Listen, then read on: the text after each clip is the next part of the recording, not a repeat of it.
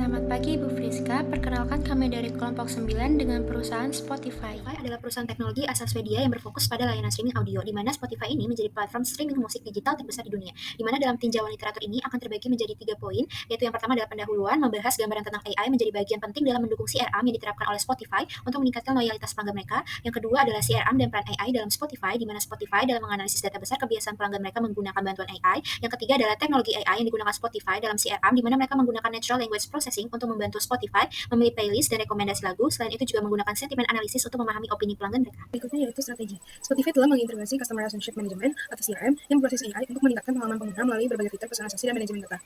Strategi dibagi menjadi 3, yaitu praktik CRM dalam Spotify dan AI, key challenge, dan successful study case. Yang pertama yaitu praktik CRM dalam Spotify di dalam AI, terbagi menjadi 2, yaitu personalisasi musik dan kolaborasi dengan Google Cloud. Berikutnya yaitu studi kasus yang berhasil, terbagi menjadi 2, yaitu Discover Weekly dan Spotify for Artists. Berikutnya yaitu tantangan utama dibagi menjadi 3, yaitu privasi dan keamanan data, persaingan di pasar streaming, dan konten yang lebih kreatif. Yang pertama itu ada customer journey. Customer journey ini tentunya bukan perjalanan dari si customer itu, kayak bagaimana perusahaan ini menerapkan strategi CRM supaya si perusahaan ini dapat ibaratnya lebih kena secara customer relationship kepada si customer gitu.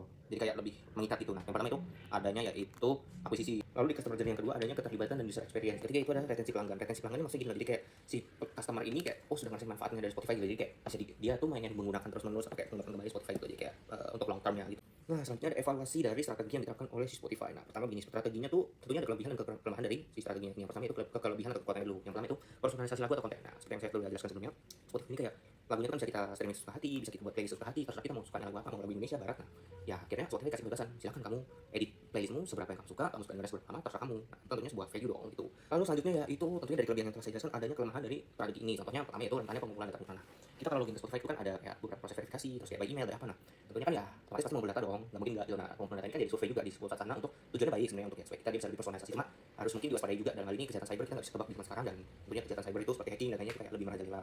Setelah melakukan analisa industri, kita bisa melakukan strategi komprehensif apa untuk menentukan atau meningkatkan customer journey yang personal dan seamless. Yang pertama adalah akuisisi. Di dalam akuisisi terdapat beberapa step, yaitu integrasi data, penggabungan data pengguna, dan media sosial untuk strategi pemasaran personal.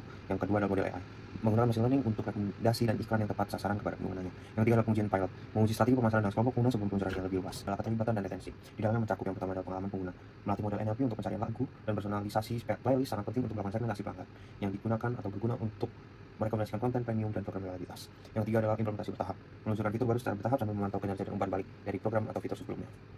Implementation step. Yang pertama itu adalah integrasi data dan infrastruktur. Menggabungkan data dari berbagai sumber, misalnya riwayat pendengaran pengguna, media sosial, dan interaksi pelayanan pelanggan ke dalam satu gudang data terpadu. Sehingga penting sekali untuk membangun infrastruktur AI yang kuat, termasuk daya komputasi berbasis cloud dan perangkat machine learning. Yang kedua itu ada pengembangan dan pelatihan model AI. Mengembangkan dan melatih model machine learning untuk rekomendasi, personalisasi, dan segmentasi pelanggan dan analisis sentimen. Terus melatih model NLP untuk memahami query bahasa alami dan menghasilkan respons seperti manusia. Yang terakhir itu ada pengujian, pilot, dan implementasi. Melakukan uji coba dengan sekelompok pengguna terpilih untuk mengevaluasi efektivitas strategi CRM yang didukung AI. Implementasi ini secara bertahap meluncurkan strategi baru CRM baru ke basis kemudian lebih luas, memantau kinerjanya dan melakukan penyesuaian yang diperlukan.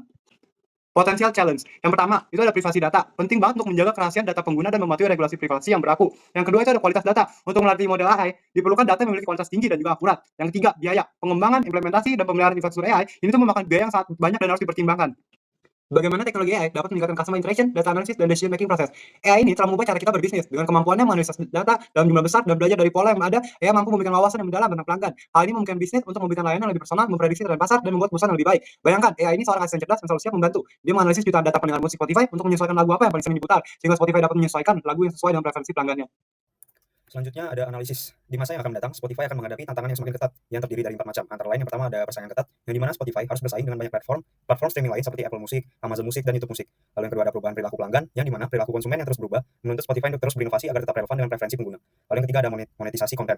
Monetisasi konten berguna untuk meningkatkan cara monetisasi konten menjadi hal yang lebih penting untuk memastikan keberlanjutan dan pertumbuhan pendapatan.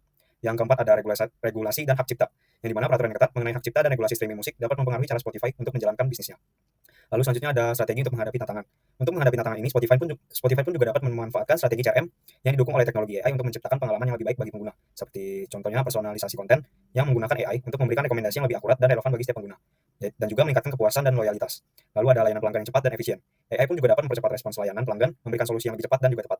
Yang ketiga ada optimalisasi iklan. Dengan AI, Spotify dapat menargetkan iklan lebih efektif, meningkatkan pengalaman pengguna sekaligus juga untuk memperkuat pendapatan dari iklan. Lalu yang keempat ada analitik prediktif, yang dimana AI memungkinkan Spotify untuk memahami perilaku pengguna dengan lebih baik, sehingga dapat meningkatkan retensi pelanggan dan memberikan konten yang lebih sesuai dengan preferensi mereka. Lalu yang terakhir ada teknologi masa depan, AI dan AR atau VR. Untuk kemajuan teknologi seperti AI dan AR atau VR akan memberikan peluang bagi Spotify untuk pengalaman interaktif. Seperti salah satu contohnya menghadirkan pengalaman yang lebih imersif dan interaksi bagi pengguna, seperti konser virtual ataupun interaksi musik berbasis AR atau VR. Dengan memanfaatkan teknologi-teknologi ini, Spotify pun dapat meningkatkan pengalaman pengguna dan mendorong pertumbuhan pendapatan jangka panjang. Sekarang adalah bagian kesimpulan. Yang kesimpulan pertama yaitu Spotify memanfaatkan AI untuk customer relationship management mereka, yang dimana Spotify menggunakan AI untuk dapat memahami preferensi pengguna dan juga memberikan rekomendasi yang lebih personal lagi yang sesuai dengan preferensi pengguna mereka yang dianalisis oleh AI dalam CRM ini.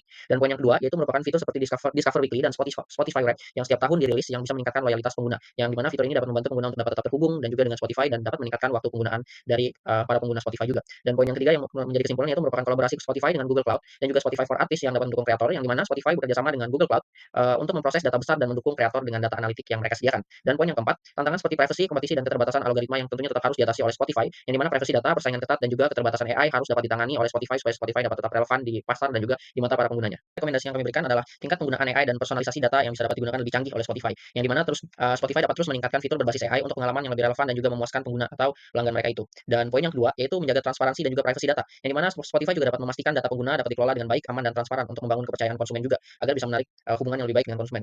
Dan poin yang ketiga yaitu dapat memperkuat strategi CRM untuk tetap unggul di pasar.